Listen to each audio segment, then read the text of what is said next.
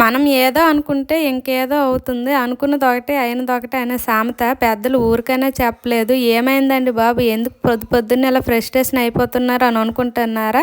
Welcome back to my channel Hema's home tour.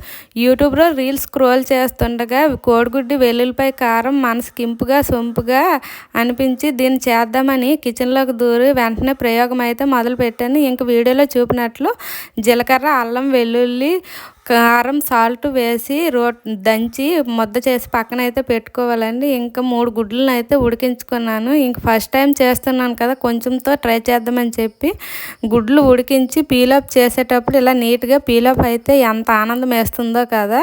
ఇంకైతే stove పైన కళాయి పెట్టి ఆయిల్ వేసి అందులో కొంచెం పసుపు వేసి కోడిగుడ్లు ఘాట్లు పెట్టి ఫ్రై చేసి ఇంకా అదే ఆయిల్లో పచ్చిమిర్చి, ఉల్లిపాయ వేసి బాగా ఫ్రై చేసి ముందుగా దంచి పెట్టుకున్న వెల్లుల్లి, కారం అందులో వేసి గుడ్లను కూడా వేసి బాగా ఫ్రై చేయాలి. మధ్యలో కరివేపాకు కూడా వేసి కొంచెం సేపు ఫ్రై చేయాలి. ఇంక వీడియోలో చూపినట్లు ఇలా వెల్లుల్లిపాయ కారం వేయగానే గుడ్లకు చాలా టెంప్టింగ్గా పట్టుకొని చూడడానికైతే భలేగా కనిపించింది. కానీ నాకైతే ఇలాగ ఎందుకో జరగలేదు.